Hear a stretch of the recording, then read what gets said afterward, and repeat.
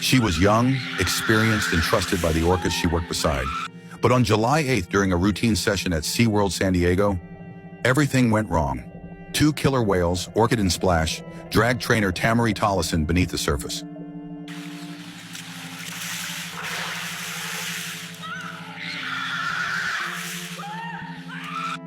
What happened in that pool was nearly fatal, and what followed raised even more disturbing questions.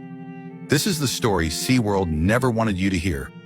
Welcome to Animal Quest channel, where we uncover the truth behind the world's most shocking animal attacks.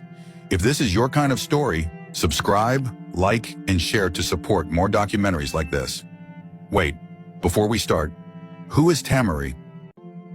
Tamari Tollison was 28 years old and already a seasoned veteran at SeaWorld San Diego. As a senior orca trainer, she was trusted, respected, and deeply admired by her colleagues. She had spent years at Shamu Stadium, training, performing, and bonding with the very whales the public came from all over the world to see. To most visitors, the orcas were awe-inspiring creatures, massive, unpredictable, and distant. But to Tamari, they were so much more. She spoke to them like close companions. She had spent countless hours learning their behaviors, understanding their moods, and building trust that few people on Earth could ever claim. Especially with Orchid and Splash, two whales she worked with nearly every day. Orchid, born at SeaWorld in 1988, was one of the most experienced whales in the park. Intelligent, quick to learn, but also known for moments of assertiveness. Splash, a male orca transferred from SeaWorld San Antonio, was known for his size and power. An impressive animal, but one with a complicated training history. Tamari had grown close to both of them. She didn't fear them. She respected them. Staff often described Tamari as calm, confident, and in control, a model trainer. She was the kind of person who believed in the bond between human and animal. She believed trust was earned, and she believed the whales trusted her back. But behind the smiles and show routines, there were murmurs, quiet warnings shared in break rooms and locker hallways. Trainers had whispered concerns about Orchid's behavior before.